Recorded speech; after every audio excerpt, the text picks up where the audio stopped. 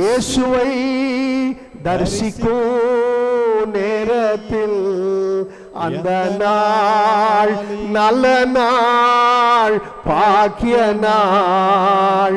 அந்த நாள் நல்ல நாள், பாக்கிయ నాள். దేవునికి స్తోత్రం. కాలములు గతించిపోతాయి, అయితే దేవుని మాటలు ఎన్నడూనూ నిరర్థకము కానేరవు.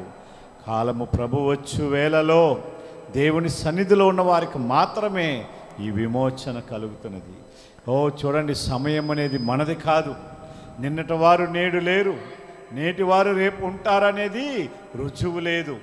అందునిమిత్తమే కాలమంతా గడిచిపోయినను ప్రభు మాటలు ఎన్నడూ నిరర్థము కావు, అవి నిత్యమైనవి. ఆమేన్.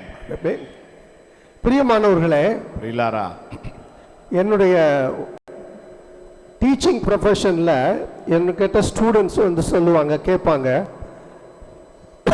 నేను పాఠశాలలో బోధిస్తున్నప్పుడు పిల్లలు నా దగ్గరకు వచ్చి నాతో పలికే మాటలు ఏంటంటే, సార్ நான் ஏன் தான் பிறந்தனும் அப்படின்னு கேட்பாங்க.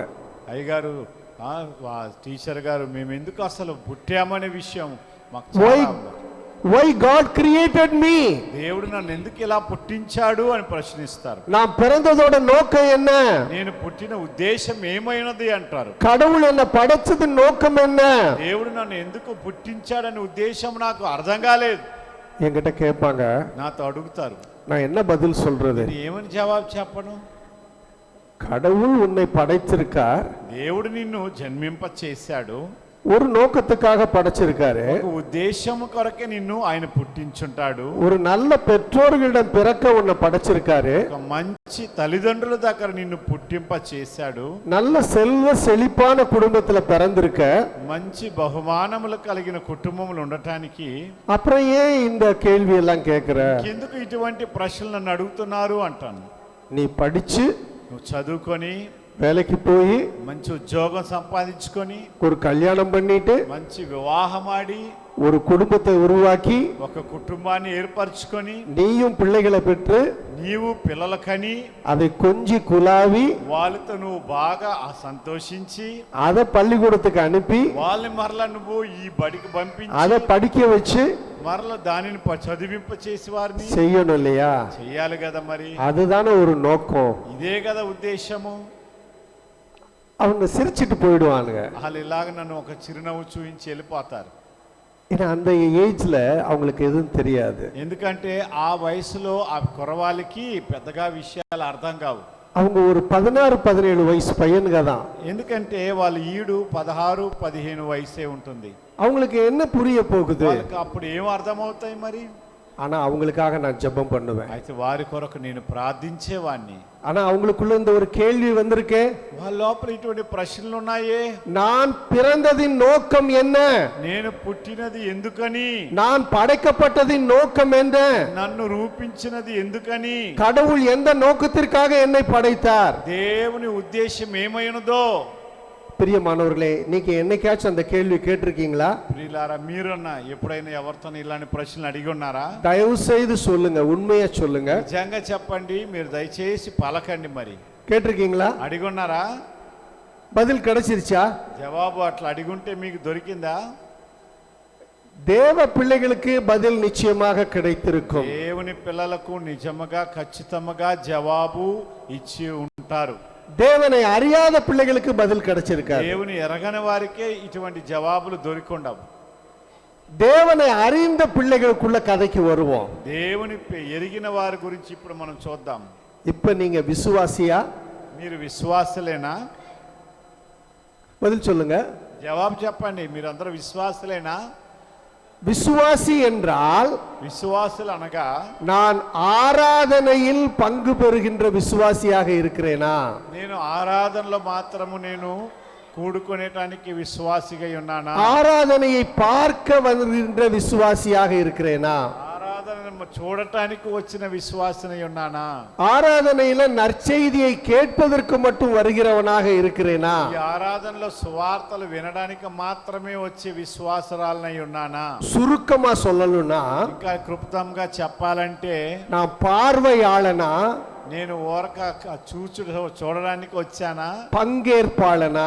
నేను లేదా భాగస్వాములు పొందుకోవడానికి వచ్చానా? பார்வையாளன்னா என்ன? ఊరక చూడడానికి వచ్చిన వారంటే ఏంటి? சினிமாக்கெல்லாம் போறோம், సినిమాలకి వెళ్తారు, ஒரு 3 மணி நேரம் அந்த படத்தை பார்க்கிறோம், అందులో వచ్చిపోయి 3 గంటల సేపు అక్కడ కూర్చుంటారు, இடைவேளையில பாப்கார்ன் வாங்கி சாப்பிடுறோம், మధ్యలో ఇంటర్వెల్కి వెళ్ళిపోయి పాప్కార్న్లు తీసుకొని తింటారు, కోకో కోలా కుడిச்சிட்டு வந்துடுறோம், కోకో కోలా తీసి తాగుతారు, மறுபடியும் உள்ள போறோம், మరలా లోనకి వెళ్తారు, இன்டர்வெலுக்கு அப்புறம் படம் ஓடுது, ఇంటర్వెల్ మీదట మరలా బొమ్మ చూపిస్తారు, பார்த்தாச்சு, అయిపోయింది మొత్తం. அங்க அழுகையா இருந்துச்சுன்னா இங்கேயும் அழுவோம், అక్కడ ఏడుపు వస్తే అక్కడ మనం కూడా ఏడుస్తాము, அங்க ஜாலியா இருந்தா நம்மளும் ஜாலியா ఆ வருவோம். బొమ్మలో బాగా సరదాగా ఉంటే మనం కూడా సరదాగా ఉంటాం. முடிஞ்சு போச்சு. అయిపోయింది మరి. ஆனால் అయితే మరి அங்க நீங்க நடிக்க முடியாது, అయితే అక్కడ మీరు ఏం చేయలేరండి, మీరు క్రియలు చేయలేరు. உங்களை வச்சு அவன் படம் எடுக்கல, మిమ్మల్ని పెట్టి వాళ్ళ బొమ్మ తీయలేదు. அவனுக்கு தெரியும் உங்களை வச்சு படம் எடுத்தா ஓடாதுன்னு. వాళ్ళకి తెలుసు తీసిన వారికి మిమ్మల్ని పెట్టి బొమ్మ తీస్తే ఆ బొమ్మ పోనే పోదని. அதனால நீங்க பார்வையாளர் தான். అందుకు మీరు స్పెక్టేటర్స్ అంటారు ఇంగ్లీష్లో, అంటే మీరు వెళ్ళి చూడటానికి వెళ్ళిన వారే, நீங்க பங்காளர் அல்ல. మీరు భాగస్వాములు కారు మరి ఆ సినిమాకి. ஆனால் అయితే தேவ சபைக்கு வரும் பொழுது దేవుని సన్నిధికి వస్తున్నప్పుడు உங்களுடைய எண்ணத்தில మీ యొక్క ఆలోచనలలో பார்வையாளனாக வந்தால், మీరు ఊరక చూడటానికే మీరు వస్తున్నట్లయితే, பார்வையாளனாக மட்டும் இருந்தால் మీరు అలాగ చూసి వద్దామని మాత్రం మీరు உங்களிடத்துல எந்த மாற்றமும் இருக்காது, ఏ మార్పులు కలగవండి, எந்த முன்னேற்றமும் இருக்காது. ఏ ఎదుగుదల కూడా ఉండదండి. நீங்க வந்தது மாதிரி தான் இருப்பீங்க, మీరు ఇలాగ వచ్చి వెళ్ళినట్టే ఉంటారు మరి, எந்த மாற்றமும் இருக்காது. మార్పులు మీలో కలగవు మరి. ஆனால் பங்கேற்பாளனாக வந்தால், అయితే మీరు దేవుని కార్యములలో భాగస్వాములుగా వచ్చినట్లయితే நிச்சயமாக ஒரு முடிவு உண்டு. నిశ్చయముగా మీకు ఒక గతి వచ్చును. உன் சுகவாழ்வு சீக்கிரம் துளிர்த்துவிடும். మీ సుఖ జీవితము త్వరలోనే వికసించును. உன் நம்பிக்கை வீண் போகாது. మీ విశ్వాసము వ్యర్థము కాదు. எந்த நோக்கத்திற்காக நீ படைக்கப்பட்டாயோ அந்த நோக்கம் நிறைவேறும். ఎటువంటి ఉద్దేశముల ద్వారా నువ్వు రూపింపబడ్డావో ఆ ఉద్దేశములు నెరవేర్పు అవుతాయండి. உன்னை மாற்றுகிறவர் உண்மையான தேவன். నిన్ను మార్చగలిగిన వాడు నిజమైన దేవుడు. உன்னை பெயர் சொல்லி அழைத்தவர் உண்மையான தெய்வம். నిన్ను పేరు పెట్టి పిలిచిన వాడు నిజమైన దేవుడు. உன் காரியங்களை வாய்க்க செய்கிறவர் மெய்யான தெய்வம். నీ సమస్త కార్యములు నీకు సరిపోయినంతగా చేయగలిగిన వాడు నిజమైన దేవుడు. கர்த்தர் செய்யக்கூடிய காலத்திலே உன்னுடைய காரியம் வாய்க்கும். యెహోవా తలంచినట్లయితే నీ కార్యములన్నీ కూడా సమృద్ధిగా కలుగును. நீ ஒருவேளை நினைக்கலாம், నువ్వు అనుకోవచ్చు, ఒకవేళ அவன் அப்படி இருக்கான், తను బాగున్నాడు, அவ அப்படி இருக்கா, ఆవిడ చక్కగొంది, எதிர்த்த வீட்டுக்காரி அப்படி இருக்கா, ముందు ముంగిటి వారు ఇంకా చాలా బాగున్నారు, பக்கத்து வீட்டுக்காரி அப்படி இருக்கா, పక్కింటి వాళ్ళు అస్సలే అంకెంతో, பின் வீட்டுக்காரி அப்படி இருக்கா. వెనకింటి వాళ్ళు ఇంకెంత బాగుండరో. சகோதரனே சகோதரி அப்படி நினைக்கிறாயா? సహోదరుడా సహోదరి అలాగ ఆలోచిస్తున్నారా? அவங்க பாருங்க, వాళ్ళని చూసుకోండి, ஒரு பெருமூச்சு வரும். అబ్బా ఒక బాగా మూర్చిగిల్లి బాగా ఎగబొస తీస్తారు. அதை ஒரு சிக்கன் பீஸ் வச்சிருந்தா அப்படியே நல்லா ரோஸ்ட் ஆயிடும். ఆ ఎగబొస దగ్గర మీరు ఒక చికెన్ పీస్ కానీ పెట్టుకుంటే అంత వేడిలో అది బాగా మీకు ఫ్రై అయిపోతుంది. அப்படி வெப்பம், அவ்வளவு உஷ்ணம், అంత వేడి మనలో ఉంటుంది, అంత ఆక్రోషణ. எப்படி நீங்க கேட்கலாம், இந்த கடைகளில் அதுக்கு பேர் எனக்கு சரியா தெரில, கிரில் சிக்கனில் அந்த இதெல்லாம் போட்டு வச்சு அந்த ரொட்டியில் சுருட்டி கொடுப்பாங்க, அதுக்கு பேர் என்ன? ஸ்டீக் இல்லை பிரதர், அது இப்போ சாப்பிடக்கூடாதுன்னு சொல்லியிருக்காங்க. மைனஸ் எல்லாம் போட்டு கொடுப்பாங்க, மைனஸ் எல்லாம் போட்டு கொடுப்பாங்க, அதுக்கு பேர் என்ன? కొంచెం కొంచెం அப்படி అరుత అది அப்படி இருக்கும். 65 చికెన్ షాప్ దగ్గర మాంసాలు ఇలాగా ఒక పెద్ద కంబికి కూయించి దాన్ని తీసి అలాగా ఇలా రోల్ పెట్టి రొట్టెలో పెట్టి వేడి చేసి ఇస్తారు. దాన్ని ఏమంటారండి? Chicken roll. చికెన్ రోల్, ஆனா அதுக்கு வேற ஒரு பேர் ஒன்னு இருக்கு. சரி, చికెన్ రోల్ పాపు, చికెన్ రోల్ కబాబులా అంటారు. కబాబ్, இங்கே கபாபுல, கரெக்ட், வெரி குட். அது வேகுதில்ல, அதுக்கு அதை வந்து வச்சுட்டானா தள்ளி வச்சிருப்பான். அந்த ஃபர்னஸ் வந்து தண்ணி இருக்கும். ஆனால் அதில் எப்படி இந்த டேஸ்ட்டாக சாப்பிட்றோமோ நம்மளுடைய உஷ்ணம், வெப்பம், அகங்காரம், ஆணவம், பொறாமை, தீ அப்படியே அந்த చికెన్ రోస్ట్ ఆకిரும். చూడండి ఆ చికెన్ని మన అంటే స్టవ్ ప్రక్కనే పెడతారు, అంటే స్టవ్లో బెటర్ దాన్ని అవసరమైనప్పుడు దాన్ని తీసి అలాగ వేడి చేసి రోల్ చేసి ఇస్తారు. ఎందుకంటే మన లోపల దానికంటే అంత ఉష్ణం, అంత వేడి ఎక్కువ, మంట, ఈర్ష, పౌరుషము కదండి, ఇంకా కక్ష, క్రోధము, మత్సరము, డాగు, ఇటువంటివన్నీ దా వేడి కంటే, ఆ స్టవ్ వేడి కంటే అంత భయంకరమైనది అంటున్నారు. ஒரு பார்வையாளர் விசுவாசியாக இருந்தால் இவைகள் எல்லாம் நடக்கும். చూడండి, మనం ఊరక చూడటానికి విశ్వాసము, ఆ చూసే విశ్వాసులుగా ఊరక అలాగే వెళ్ళి రావడానికి మందిరానికి వచ్చే విశ్వాసులుగా ఉంటే ఈ క్రియలన్నీ మనలో ఉంటాయి. మరి ஆனால் ஒரு பங்கேற்பாளனாக பார்ட்டிசிபென்ட் అంటే చూడండి, మీరు భాగస్వాములై ఉంటేనే அவன் தன்னையே கொடுப்பான். ఆయన తనను మీకు అర్పణ చేస్తారు. அவனை தியாகம் செய்வான். తను మిమ్మల్ని మీరు సమర్పించుకొని ఆయనకి మీరు పరిపూర్ణంగా మీరు ఆరాధిస్తారు. இன்னைக்கு நாங்கள் சர்ச்சில் நாங்கள் கட்டில் போட்டிருந்தோம், எல்லாத்தையும் மடித்து வச்சாச்சு. சகோதரர் சிவாவோட அப்பா வந்திருந்தாரு. அந்த கட்டில் கரெக்டாக வேற யாருமே இல்லை, அவரே எடுத்து டக் டக் டக்னு மடித்து அந்த இடத்துல கொண்டு போய் வச்சாரு. అதான் పార్టిసిపెంట్. చూడండి, భాగస్వాములు అంటే చూడండి, మేము ఇక్కడ మధ్యలో మాకు ఇక్కడ మంచం వేసేవారు, మేము ఇక్కడ ఉండేవారిమి. సరే, కూడిక జరగటానికని ఇంక శుభ్రం చేయటానికి పిల్లలు వచ్చినప్పుడు ఆ శివగారి నాన్నగారు అయితే అవి చూడగానే వెంటనే వచ్చి తను ఆ మంచాలను చక్కగా ఒకటి మడిచేది చక్కగా మడిచాడు. ఆ మంచాన్ని తీసుకెళ్ళి ప్రక్కన పెట్టాడు. అంటే ఇది భాగస్వాములు అంటే దేవుని పని చిన్నదైన కూడా నేను చేయాలి అని కలిగి చేసేదే పని అన్నమాట. சின்ன குழந்தைங்க 2 பேர் வந்திருந்தாங்க, ஒரே ஒரு ப்ரூம் ஸ்டிக் தான் இருந்துச்சு. చిన్నపిల్లలు 2 వచ్చారు శుభ్రం చేయటానికి, అయితే చీపురు ఒక్కటే ఉన్నది అక్కడ. విరువురును పోయి இன்னொரு ப்ரூம் ஸ்டிக் வாங்கி க்ளீன் பண்ணாங்க. వెంటనే వెళ్ళి ఇంకొక చీపురు తీసుకొచ్చుకొని శుభ్రం చేశారు. பார்ட்டிசிபென்ட். ఇదండి భాగస్వాములు అంటే. யாருக்காக செய்றாங்க? ఎవరి కొరకు చేస్తున్నారు ఇవి? தேவனுக்காக செய்றாங்க. దేవుని కొరకు చేస్తున్నారు. இது தேவ சபைன்னு அவங்களுக்கு தெரியும். దేవుని సన్నిధిని వాళ్ళు ఎరిగి ఉన్నారు గనుక, இது சுத்தமா இருக்கணும்னு அவங்களுக்கு தெரியும். శుభ్రముగా ఉండాలని పిల్లలు ఎరిగారు గనుక. హల్లెలూయా, ఆమేన్. இப்ப ஆண்டவர் வர்றாரு. ఇప్పుడు ప్రభు వస్తున్నాడు. இல்ல ஒரு பெரிய ஆள் வந்து ஒரு 3 பேரை கூப்பிட்டு, அம்மா 5 பவுன் தங்க நகையை வச்சுக்கோ, நீ 2 பவுன் தங்க நகையை வச்சுக்கோ, நீ 1 பவுன் தங்க நகையை வச்சுக்கோ, போ உன்னை வா, நீ போயிட்டு செய், உனக்கு பிடிச்சதெல்லாம் செய் அப்படின்னு சொல்லிட்டாருன்னு வச்சா, வாங்கிட்டு நீங்க என்ன செய்வீங்க? உங்களையவே கூப்பிட்டாரு, உங்களுக்கு வந்து 5 பவுன் கொடுத்தாரு, இன்னொரு உங்க பக்கத்து வீட்டுக்காரங்களுக்கு 2 பவுன் கொடுத்தாரு, உங்க அடுத்த வீட்டுக்காரங்களுக்கு 1 పౌన్ கொடுத்தாரு, நீங்க என்ன செய்வீங்க?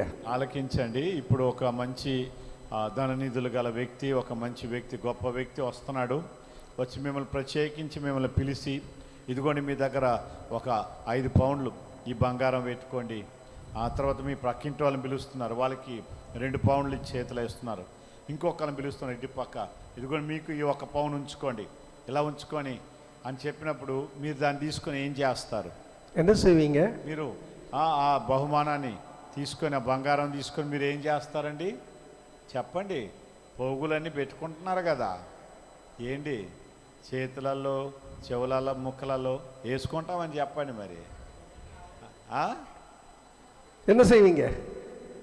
ఆయన చేతిలో పెట్టుకుంటాడంట, ఆల్రెడీ ఉంది, ஒன்று பெற்றிருக்கிறார். Very good, praise the Lord, hallelujah. இன்றைக்கு தங்கம் விற்கிற விலைக்கு 5 பவுனை விற்று எங்கேயாச்சும் ஒரு ల్యాండ్ வாங்கிடுவோம் அப்படின்னு சிலர் நினைக்கலாம்.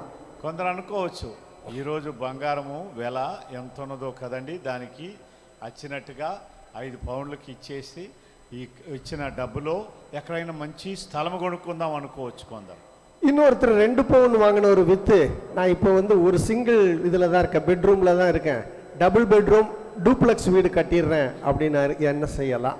మరి ఒకరు 2 పౌండ్లు తీసుకున్న వ్యక్తి, ఇదిగో దీన్ని నేను ధనముగా చేసుకొని నేను చిన్న ఇంట్లో ఉంటున్నాను గదిలో, నేను ఇంకా బాగా కొంచెం విశాలమైన ఇల్లుగా ఒకటి తీసుకొని 2గా కట్టుకుంటే బాగుంటుంది అనుకోవచ్చు. ஐயோ, இந்த ஒன்று வாங்கின ஆசாமி வாங்கிட்டு வேணாம் வேணாம், நம்ம எதுவும் பண்ணிடக்கூடாது, நாளைக்கு வந்து அந்த நகையை வந்து கேட்டாருன்னா நம்ம என்ன செய்யறது, அப்படியே இருக்கட்டும். అయితే 1 పౌండ్ తీసుకున్న వ్యక్తి ఏమనుకుంటున్నారంటే, అయ్యో అవసరం లేదు, ఎందుకంటే నాకు ఇచ్చిన యజమానుడు మరలా వచ్చి నన్ను అడిగితే నేను ఎక్కడికి వెళ్ళి తెచ్చిను, అది అలాగే పెట్టేస్తాను అనుకుంటున్నారు. இந்த 1 பவுன் வாங்கின மாதிரி எத்தனை பேர் இருக்க போறீங்க? ఇదిగో ఆ 1 పౌండ్ తీసుకున్న వ్యక్తి వలె ఎంతమంది ఉంటున్నారండి? 1 பவுன் நகையை வாங்கி ஐயோ அப்படியே இருக்கட்டும், அது தொடவே கூடாது, அப்படியே இருக்கட்டும். అయ్యో ఇది నేను ఏమి చేయను, ఎందుకంటే ఇది నాది కాదు కనుక దీన్ని అలాగే పెట్టేస్తాను అనుకునేవారు ఎవరన్నా ఉన్నారా? இருக்கீங்களா? అందరు బాగా వాక్యం తెలిసిన వాళ్ళండి. சரி, 2 பவுன் வாங்கினவங்க இருக்கீங்களா? సరే, రెండు పౌండ్లు ఇచ్చారు కదండి, ఒక బాగా మంచి ఇల్లు చేసుకుందాం అనుకున్న వారు ఎవరైనా ఉన్నారా? எத்தனை பேரு? 2 பவுன். 2 పౌండ్లు, ఇద్దరు ముగ్గురు. அந்த 2 பவுன் வாங்கினவங்க என்ன செய்யணும்? 2 పౌండ్లు తీసుకున్న వారు ఏం చేయాలంటే, ஒரு கண்ணுக்கு சுண்ணாம்பு வைக்க கூடாது, ஒரு கண்ணுக்கு வெண்ணெய் வைக்க கூடாது. ఒక కంటికి సున్నం రాసుకోకూడదు, ఒక కంటికి వెన్నపూస రాసుకోకూడదు. அந்த 2 வாங்கினீங்க 4 ஆக்குனீங்கல்ல, 2 తీసుకున్న వాళ్ళు 4 చేశారు కదండి, అத సరి పகுதியா உங்க பிள்ளைங்களுக்கு கொடுக்குறீங்களா? అది సమముగా మీ పిల్లలకి ఇస్తున్నారా? இல்ல, இருக்கட்டும். சில குடும்பங்கள்ல చూడండి, అలాగ ఉండేవాడిని ఆలోచించకూడదు. ஆம்பளை பிள்ளைங்களை பெற்றிருப்பாங்க, பொம்பளை பிள்ளையும் பெற்றிருப்பாங்க. కొన్ని ఇళ్లలో ఆడపిల్లలు మగ పిల్లలు కూడా ఉంటారండి. ஆம்பளை பிள்ளைக்கு வெண்ணெய் வச்சு ட்ரீட் பண்றது, మగ పిల్లడి కంటే వెన్న రాసి బాగా చూస్తారు. ஆனா அந்த பொம்பளை பிள்ளைக்கு சுண்ணாம்பு வச்சிடுறது. అయితే ఆడపిల్లలకి ఆడపడుచులకి మాత్రం సున్నం రాసి పెడతారు. ஏன்னா அவளுக்கு கட்டி கொடுத்து எல்லாத்தையும் அனுப்பிட்டோம்ல, ఎందుకంటే ఆమెని ఒకరికి ఇచ్చేసి పంపించేశాం కదండి. இது விசுவாசிகளோட குடும்பத்துல நடக்குது. విశ్వాసుల కుటుంబంలోనే జరుగుతున్నాయి ఇలాగూ. இது எப்படிப்பட்ட விசுவாசி? பங்கேற்கிறான்னு சொல்லிக்கிட்டு இருக்கிற விசுவாசி குடும்பத்துல நடக்குது. ఎటువంటి విశ్వాసులు అంటే ఊరక అలాగా భాగస్వాములుగా ఉంటాము అని చెప్తున్న వారి ఇళ్లలోనే జరుగుతున్నాయి. இந்த இன்னும் சிலர் என்ன செய்வாங்க, உனக்கு என்னம்மா ஆம்பளை பிள்ளையே பெற்றிருக்க, ఇంకొందరు ఏమంటున్నారంటే, మీకేమో అందరు మీకు అబ్బాయిలే పుట్టారు, உனக்கு என்ன உனக்கு வரவு தானே இருக்கும், మీకు బాగా వస్తాది ఎక్కువ, அதனால நீ 5 புள்ள பெத்தாலும் 5 ஆம்பளை பையனை வச்சிருக்க, నువ్వు 5గురు కన్నా కూడా మీరు 5గురు పురుషులే మీకు ఉన్నారు, 2 ஆம்பளை பையனை வச்சிருக்க, 2 మగ పిల్లలే ఉన్నారు, பாரு நான் ஒன்னே ஒரு பொட்டை பிள்ளைய வச்சிட்டு இருக்கிறேன், అయితే నాకైతే ఒక్కటే ఆడపిల్ల, அதை கரை சேர்க்க முடியாம கஷ்டப்படுறேன், ఈమె నేను చేర్చడానికి చాలా చింతపడుతున్నాను, அப்படி ஒரு புலம்பலே இருக்கும். ఇటువంటి ఆలోచనలు కదండి. ஆனா இந்த 5 பவுன் வாங்கின ஆட்கள் என்ன செய்வீங்க? ఈ చూడండి, ఇప్పుడు 5 పౌండ్లు బంగారం తీసుకున్న వారు మీరందరూ ఏం చేస్తారండి? పలకరే, அட போங்க பிரதர், எனக்கு ஒண்ணுமே கிடைக்கல, நீங்க வேற அப்படின்னு நினைச்சிட்டு இருக்கிறாங்க. అనుకుంటున్నారా? మాకు అసలు ఒక్కటి గోట్లు దొరకలేదండి, అసలు ఏమీ లేదు, మీరేంటి మీరు అంటారా? சகோதரனே சகோதரியே, அப்படியான ஒரு தவறான எண்ணத்தை, ஒண்ணுமே கொடுக்கலன்னுங்கிற ஒரு எண்ணத்துல நீங்க இருந்தீங்கன்னா, இன்றைக்கு ராத்திரி இங்கிருந்து போகும் பொழுது உங்க எண்ணத்தை மாற்றிக்கொள்ளுங்கள். అటువంటి బహుమానం నాకేమీ దొరకలేదు, నాకు అందలేదని మీరు ఆలోచించున్నట్లయితే, ఈ దినాన ఈ రాత్రి ఇక్కడ నుంచి మీరు వెళ్ళేటప్పుడు అటువంటి తలంపును మీరు మార్చుకొని వెళ్ళాలి. உங்களை தன் சாயலாக படைத்திருக்கிறார், మిమ్మల్ని తన స్వరూపమందు ఆయన ఏర్పరిచి ఉన్నాడు, தன் ஜீவனை கொடுத்து உங்களுக்கு உயிர் மூச்சை பெற்றுக் கொடுத்திருக்கிறார், జీవమును అనుగ్రహించి మీకు శ్వాసను ఇచ్చి ఉన్నాడు. பிரியமானவர்களே, ప్రియులారా, நான் இந்த 5 பவுன் 2 பவுன் 1 பவுன் சொன்னதை ஆண்டவர் ஏற்கனவே ஊமையா சொல்லிட்டாரு. மத்தேயு சுவிசேஷம் 25வது அதிகாரம் வீட்டில் போய் பாருங்க, 15 இருந்து 34 வரைக்கும் சொல்லிட்டாரு. அதைத்தான் கொஞ்சம் மாற்றி உங்களுக்கு சொன்னேன். చూడండి, నేను ఇక్కడ మీకు 5 పౌండ్లు 2 పౌండ్లు 1 పౌన్ అనే మాట నేను మీకు కొత్తగా చెప్పలేదు. బైబిల్ గ్రంథంలో మన ప్రభు అయిన యేసుక్రీస్తు వారు మత్తయి సువార్త 25వ అధ్యాయంలో పలకబడిన ఉపమానమే నేను మీకు మార్చి వేరే విధంగా పలికాను మీతో. ஒரு தாளந்தும் கூட உங்களுக்கு கொடுக்கலையா? 1 తలాంతు కూడా మీకు ఇవ్వలేదా? கை தூக்குங்க. எனக்கு ஒரு தாளந்தும் இல்லைங்கிறவங்க யாராவது இங்க இருந்தீங்கன்னா கை தூக்குங்க. నాకు 1 తలాంతు కూడా ప్రభు ఇవ్వలేదు అనుకున్న వారు మీ హస్తాలు చూపించండి. మరి எனக்கு ஒரு கடுகளவு தங்கம் கூட அவர் கொடுக்கல அப்படிங்கிறவங்க, ఆవగింజంత పోగు కూడా నాకు ప్రభు ఇవ్వలేదు అన్న వారి చేతులు ఎత్తండి. அப்ப விசுவசிக்கிறீங்க, అయితే మీరు నమ్ముతున్నారు, உங்களுக்கு கொடுத்திருக்காருங்கிறத விசுவசிக்கிறீங்க. మీకు ఆయన ఇచ్చి ఉన్నాడని మీరు నమ్ముతున్నారు. அப்ப உங்க ஜெபம் எப்படி இருக்குன்னு అయితే பார்க்கணும். మీ ప్రార్థన ఎలాగుందని చూద్దాం. உங்க ஜெபம் எப்படி இருக்கிறது? మీ ప్రార్థన జీవితం ఎలా உங்க ఉంటుంది? ஆராதனை வழிபாடு எப்படி இருக்கிறது? మీరు ప్రభువును ఆరాధించు పరిస్థితులు ఎలా ఉంటున్నాయి? வாசிக்க கேட்கலாம். చదువుకుందామండి. லூக்கா சுவிசேஷம் లూకా సువార్త 18வது அதிகாரம் 18వ అధ్యాయం 9 14 వரை உள்ள వచనం. 9 నుండి 14 వరకు చదువుకుందాం. சத்தமா வாசிங்க, எல்லாரும் கேட்கணும். எழுந்து நின்று சத்தமா வாசிங்க. లేచి నిలబడి గట్టిగా చదవనమ్మా.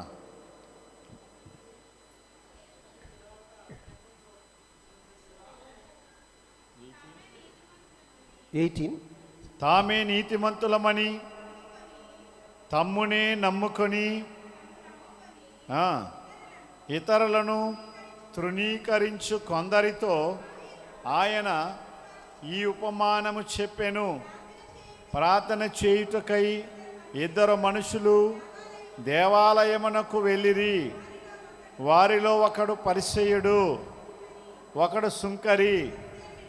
పరిసయ్యుడు నిలవబడి, దేవా, నేను చోరులను, అన్యాయస్తులను, వ్యభిచారులనైనా ఇతర మనుషుల వలనైనను ఈ సుంకరి వలనైనను ఉండనందుకు నీకు కృతజ్ఞతాస్తుతులు చెల్లించుచున్నాను.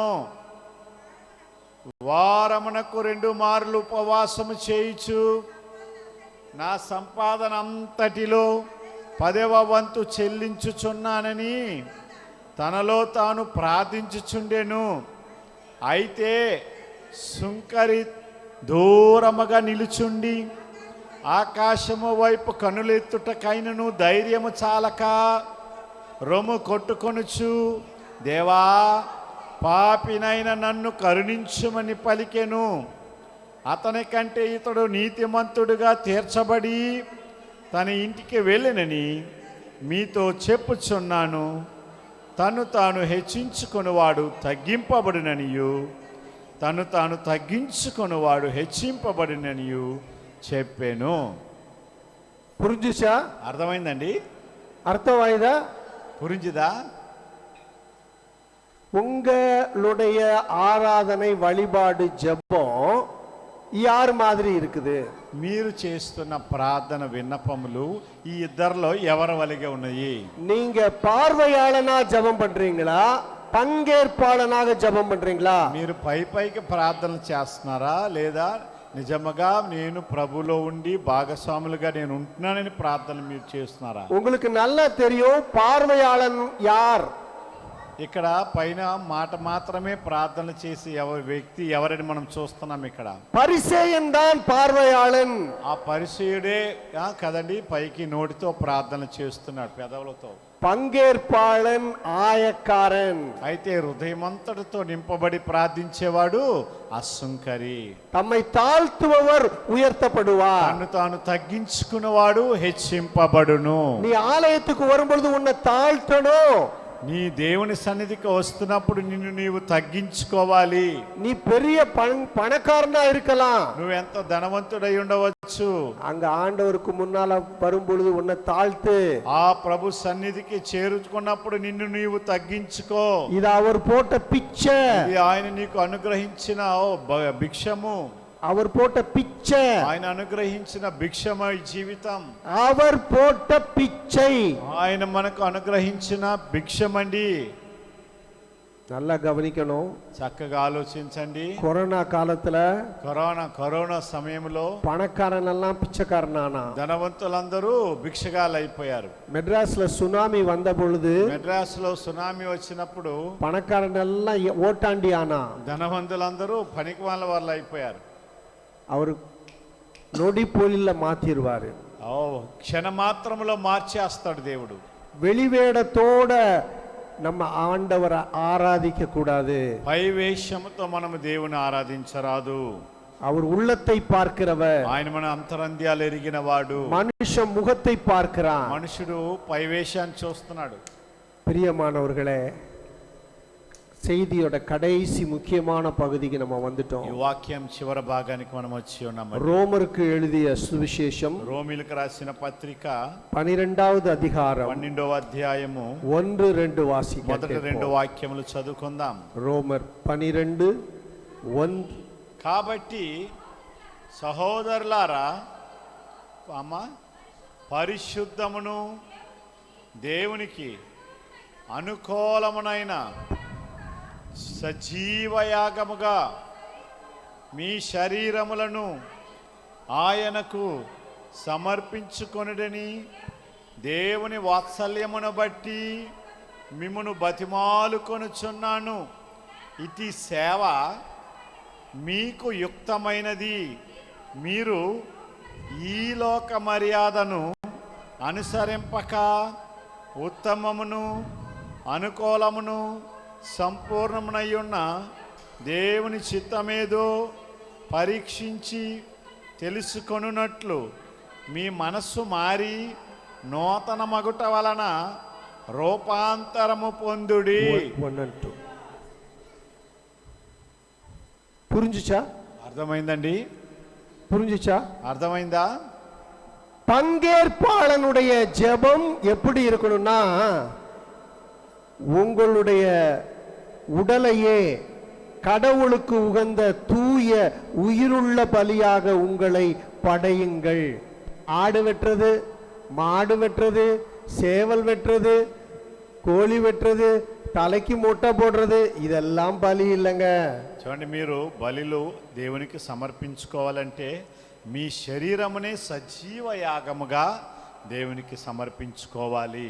ఒక మేకలు ఇచ్చేదో కదా, కోడ్లు ఇచ్చేదో కదా, ఇవన్నీ కాదు కదా. మరి உலகத்தான் செய்வான், கயிறு கட்டுவான், தாயத்து கட்டுவான், అలగ కుత్తుకువాన్.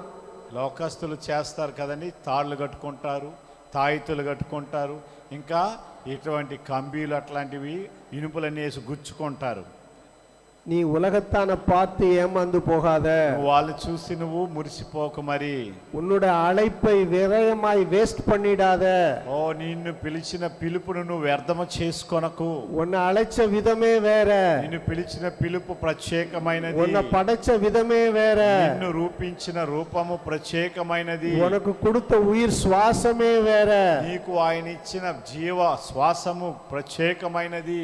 உலகத்தை பார்க்காத, లోకాన్ని చూడకము. அவன் அப்படி செய்யறான், இவன் எப்படி செய்யறான்னு வந்து பாஸ்டர் கிட்ட கம்ப்ளைண்ட் பண்ணி நம்மள அப்படி செய்வோம்னு சொல்லாத. వాళ్ళు ఇలా చేస్తున్నారు, వీళ్ళు ఇలా చేస్తున్నారని దైవ సేవకుల దగ్గరకు వచ్చి మనం కూడా చేసుకుందామని అతనితో మొరపెట్టుకోవద్దండి. మరి அது டிராமா, అది పైవేషం అండి, அது నడిப்பு, అది పైకి నటనలు, அது వేషం, అది పైవేషమే. அது கலைஞ்சு போயிடும். అది ఒక రోజు వ్యర్థమైపోతుంది, లయమైపోతున్నది. அது நிலைச்சு நிக்காது. స్థిరమైనది కాదు.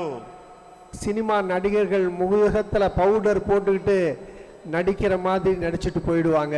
సినిమా యాక్టర్లు ముఖాన్ని రంగులు రాసుకొని ఆ సీనుకు మాత్రం వెళ్ళి ఆ వేషాన్ని వేసుకొని చేసి వెళ్ళిపోతారు. మరి ஆனால் நீ ஆராதிக்கிற தெய்வத்தை குறித்து உனக்கு சத்தியத்தை சத்தியமாக சொல்கின்ற சபை போதகர்களுடைய வசனத்தை கேட்டு, అయితే నువ్వు నిజముగా ఆరాధిస్తున్న ఈ పరిశుద్ధ దేవుని సత్య వాక్యాన్ని దైవ సేవకులు బోధిస్తున్నప్పుడు ఆ సత్యాన్ని సత్యమును అని గ్రహించినప్పుడు మాత్రమే பாஸ்டர்ட்ட கேளு, దైవ సేవకులతో సంప్రదించండి. என்னை ஏன் ஆண்டவர் படைச்சாரு, నన్ను ఎందుకు దేవుడు సృష్టించాడు, என்னை ஏன் ஆண்டவர் எந்த நோக்கத்துக்காக படைச்சாருன்னு தெரியலையே. దేవుని ఉద్దేశం ఏమైనదో నా జీవితము పట్ల అని అడగండి.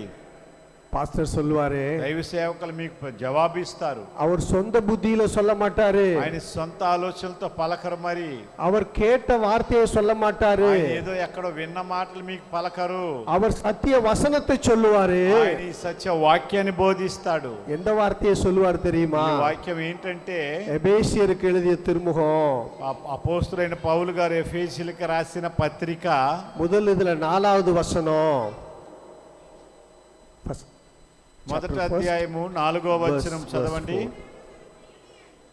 ఏంటంటే, ఎట్లనగా తన ప్రియుని యందు తాను ఉచితముగా మనకు అనుగ్రహించిన తన కృపా మహిమకు కీర్తి కలుగునట్లు తన చిత్త ప్రకారమైన దయా సంకల్పము చొప్పున యేసుక్రీస్తు ద్వారా తనకు కుమారులునుగా స్వీకరించుటకై మనలను ముందుగా తన కోసరము నిర్ణయించుకొని మనము తన ఎదుట పరిశుద్ధులమును నిర్దోషులమునై ఉండవలెననియు జగత్పునాది వేయబడక మునిపే ప్రేమ చేత ఆయన క్రీస్తులో మనలను ఏర్పరచుకొనేను. హల్లెలూయా. హల్లెలూయా. இப்ப தெரியுதா எதுக்காக படைச்சாருன்னு? ఇప్పుడు అర్థమవుతుందండి దేవుడు మనల్ని ఎందుకు సృష్టించాడని.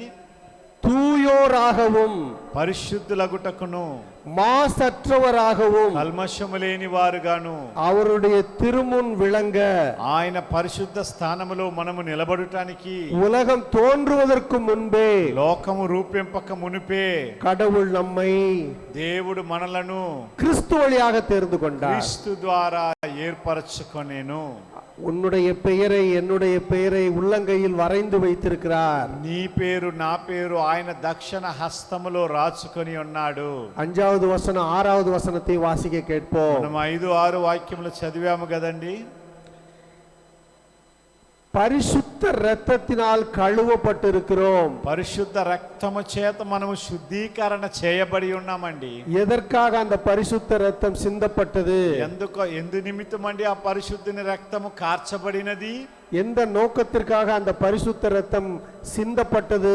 ఏ ఉద్దేశమున బట్టి ఆ పరిశుద్ధుని రక్తము చిందింపబడినది? ஏன் அந்த சிலுவை மரணம் அவர் மேற்கொண்டார்? ఎందు నిమిత్తము సిలువలో అతను మరణించాడు?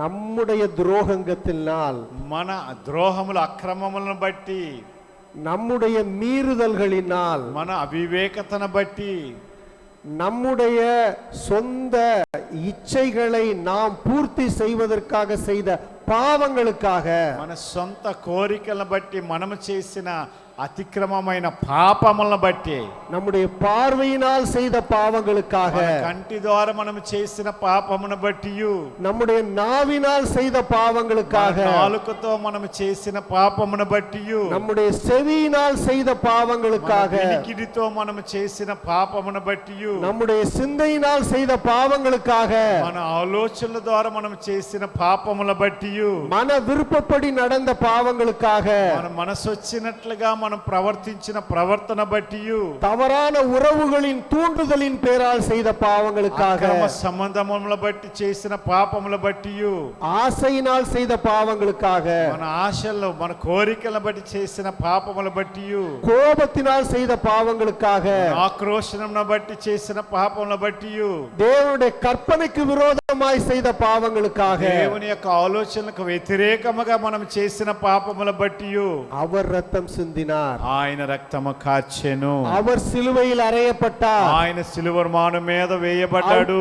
அவருடைய பரிசுத்த சிரசிலே முள்முடி சூட்டப்பட்டது. ఆయన పరిశుద్ధమైన నొసట మీద కిరీటము పెట్టబడిను. చౌకాల్ சாட்டையால் அடித்து நொறுக்கப்பட்டார். కొరడాలతో వీపులు బద్దలము చేయబడ్డాయి. நம்முடைய பாவங்களினால், మన పాపముల నిమిత్తం అండి. ஆனால் நாம் என்ன சொல்லிக் கொண்டிருக்கிறோம்? మనం ఏమనుకుంటున్నామంటే, நான் ஒரு விசுவாசி, నేను ఒక మంచి విశ్వాసిని. சகோதரனே సహోదరియే సహోదరుడా மாறிவிட்டாய். సహోదరి మర్చిపోతున్నాం.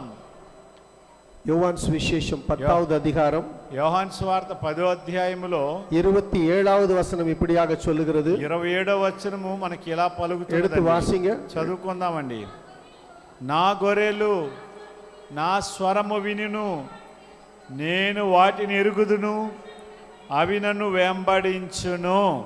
ஹல்லேலூயா, హల్లెలూయా, ஹல்லேலூயா, హల్లెలూయా, ஹல்லேலூயா. హల్లెలూయా. என் ஆடுகள் என் குரலுக்கு செவிசாய்க்கின்றன. నా గొర్రెలు నా స్వరము వినును, எனக்கும் அவற்றை தெரியும், నేను వాటిని ఎరుగుదును, அவையும் என்னை అవి பின்தொடர்கின்றன. నన్ను వెంబడించును.